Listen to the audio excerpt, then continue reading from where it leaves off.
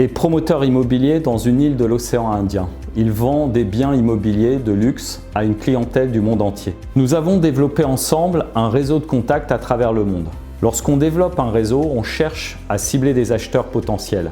C'est légitime, mais cela peut nous conduire à être trop restrictifs dans notre approche. Lorsque nous avons commencé à solliciter le réseau, j'ai demandé à Arnaud s'il fallait éliminer certains contacts. Il m'a répondu que sa dernière vente à $1 million avait été faite avec une personne qu'il n'aurait jamais considérée a priori comme un acheteur potentiel. Sa réponse a donc été « Tu ne dois jamais éliminer personne ».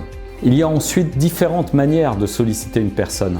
Invitation à une conférence, un salon, un débat, demande de conseils, d'avis, d'entretien. Derrière une acceptation se cache toujours un besoin. L'identifier est la première étape de la vente. Une étape fondamentale si on veut faire une vente à $1 million comme Arnaud. Pour trouver ce besoin, il faut bien sûr être à l'écoute et poser des questions à notre interlocuteur en utilisant le mot magique de la prospection. Comment préparez-vous votre avenir? Comment capitalisez-vous? Comment sélectionnez-vous vos investissements? Comment choisissez-vous vos destinations de vacances?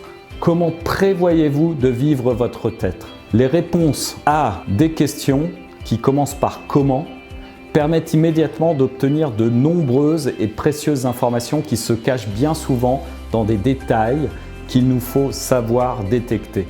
Donc, une fois connu le besoin de l'interlocuteur, après avoir été capable de le reformuler, si nous avons eu sa validation à notre reformulation, nous devons connecter notre offre aux besoins de notre interlocuteur. Arnaud pourrait vendre des tableaux à $1 million comme un artiste. La plupart des tableaux ne valent rien à nos yeux car nous ne connaissons ni l'œuvre ni l'artiste. Pourtant, certaines personnes placent leur argent dans des tableaux d'art contemporains quand ils découvrent l'artiste et son œuvre.